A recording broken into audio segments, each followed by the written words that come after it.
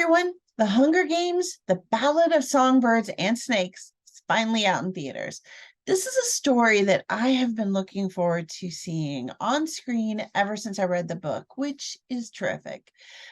What this story does that we don't see that often in cinema is the origin story of a larger than life villain told in a compelling, compassionate, and realistic way that preserves the humanity and goodness of the person in the early stage of their life, even while their goodness starts to die right before your eyes, kind of like a death of a thousand cuts. So this is a massive story that couldn't possibly fit into a single film, but The Hunger Games, The Ballad of Songbirds and Snakes is a valiant effort, which means that we have a lot to talk about with this movie. If you like this review, please do take a moment to subscribe for more videos. You will make my day. All right, so The Hunger Games, The Ballad of Songbirds and Snakes, and good God, because that title is just way too long to keep saying, I'm going to cut it short to Songbirds and Snakes, takes place at a point when interest in the games is waning. The capital is looking for a way to revive interest in them and to hold on to the power that the games gives to the capital. To that end, Dr. VOLUMNIA GAUL and Dean CASCA HIGHBOTTOM decide to assign a select group of students from the capital to mentor the tributes of the 10th annual Hunger Games. Coriolanus Snow is assigned to District 12's Lucy Gray Baird, making her victory his victory. But victory isn't what either of them really imagines it to be. The reason that this film works is that we already know the story of Panem and the Hunger Games, which means that they don't have to waste time setting up the world, the characters, or the Hunger Games themselves. If they had to put much more time into those areas, this film, it couldn't have sustained its own bulk of nearly 3 hours. So while Rachel Zegler might appear to get top billing for this film when you look on IMDb, please make no mistake. This is President Snow's origin story. And this film zeroes in on how and why the Hunger Games evolved into the version of the games that we came to know in Katniss Everdeen's time. So while Lucy Gray is part of that story, she is actually secondary. We learn who Snow is, who the man is, before he became the vicious tyrant that we learn about later on. We learn why he sincerely believes in what he is doing because of the events that take place in the story. And that's why Songbirds and Snakes makes sense as a prequel film. It's these complex formative moments that are the most interesting in the film, but they don't always get the depth or the breadth that they deserve to really dig into Snow's development because of how much of the story needs to get covered. Songbirds and Snakes highlights the key elements of the story, covering everything from Snow's childhood trauma as a war orphan to his family's poverty, the ups and downs of mentoring Lucy Gray, his friendship with Sejanus Plinth, and his ultimate downfall and recovery. I think that the biggest failing is that the film doesn't go into the complex and fraught friendship with Sejanus, which I think is ultimately the thing that guides him into becoming the older character that we know. Yes, the film touches on this friendship, but it puts so much more focus on Lucy Gray, and that is not the relationship that turns him. The film covers so much that it feels like you barely scratched the surface on any of the significant areas of Snow's life, before we go on to the next thing. And some of the most meaningful areas that make the end of the story more impactful are only lightly touched. If you read the book, you'll probably love the film. If you didn't read it, you will likely be a bit confused by some of the choices, the pacing, and the activity that takes place in the final third of the film, which is absolutely a failure because it ended up feeling a bit disjointed and rushed compared to the earlier sections of the film. But if you read the book, you'll kind of go along well with how the film transpires. But you know what? That's kind of disappointing because it is the final third of the story that is transformative for Snow. That is where the future of President Snow's roots grow. And there is this one scene in the film at the very end that is absolutely chilling. It really nails the origin moment for President Snow.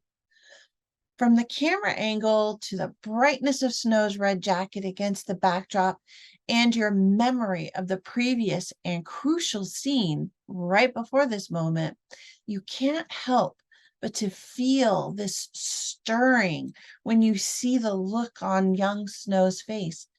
It really is chilling. The final scene conveys so much that you may find yourself forgiving the film's obsessively long runtime. Coriolanus Snow is absolutely the main character of this film. This is his story, and Tom Blyth does a superb job with the role. He's compelling, and he makes you care for him, even as you are repulsed by the telltale edges of his cruelty that are already starting to shine through. That is how you make an amazing origin story for a larger-than-life villain feel right and real. His performance does Donald Sutherland's performance justice in the other films. You can almost believe that they are the same person. In the book, Dean CASCA HIGHBOTTOM loomed large in Snow's life. He was always a thorn in Snow's side, but as a fictional character, I never quite clicked with him. However, Peter Dinklage transforms his character on screen. He is one of the most talented actors in Hollywood, and this man brings CASCA HIGHBOTTOM to life in all of his tortured rage and pain and suffering as a man who came up with the idea for the Hunger Games as a drunken joke and then saw them put into action in his name. He is celebrated for his idea, and that destroys him bit by bit by bit. And Peter Dinklage embraces that role, and you can see in a glance the kind of moral and personal damage that the games have caused him and have done to his soul.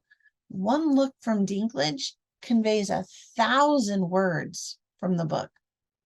Then there is Dr. Volumnia GAUL, and my God, Viola Davis captures the depth of madness and cruelty of this woman with ease. While the film doesn't show even half of her cruelty and madness that kind of boils out of that woman's mind in the book, Viola shows it to us with a smile and a glance. You know her darkness, and you can see that she is Coriolanus Snow's mentor, whether he knows it or not. You can also see how her overly theatrical presence and love of color and flair influenced the people of Panem in Katniss's time. There are some moments where she almost feels comical, but Viola Davis plays her so well that she sells the doctor to the audience, hook, line, and sinker. She is a master of her craft. And Lucy Gray Baird in the novel is wonderful, sensitive, and talented. Above all, she's brave. You see how this young woman was able to capture Snow's interest and almost turn his heart. However, As much as I love Lucy Gray in the book, I kept seeing Rachel Zegler, the actress, acting like Lucy Gray in the film, and that was just jarring, and it kept breaking me out of the moment. She has a great singing voice, but for whatever reason, I never really felt like she embraced the role to the same depth that Tom Blyth, Viola Davis, or Peter Dinklage achieved. As a result, it felt like she struggled to kind of repress her own personality in order to identify with the character of Lucy Gray. When you are on screen with acting greats like Viola Davis and Peter Dinklage, you must absolutely bring your A game or it will feel like you're phoning in your scenes. And I hate to say it, but that's what some of Rachel Zegler's scenes felt like in comparison to the other three key actors in the film. The overall production of the film was actually really nicely done. I loved the look and feel of Panem, the old-timey technology, and the costuming. It was all nicely done. It was really well put together. I'm not someone who gets too caught up on the CGI and the tech snafus that we see in some films, unless it's really, really obvious. But there was a lot of CGI and tech in this film. But, overall, it was okay. I really enjoyed The Hunger Games, The Ballad of Songbirds and Snakes, even though, the title is just a little bit too long. There is so much more that I could say about the film. The thoughtful connections between this film and the Katniss Everdeen trilogy that were really great. There are even some ups and downs with the film related to its length and the lack of depth in some areas, but the overall story, it was still there and it still made sense. So while you might feel like the length of the film is too long, I don't know. I think that fans of the franchise will still enjoy it, especially if they've read the book. And that's it for now, guys. If you like this review, please do hit subscribe for more videos and give a thumbs up. I'd really appreciate it. All right. Thanks, everybody. I will see you again soon with a new review. Bye.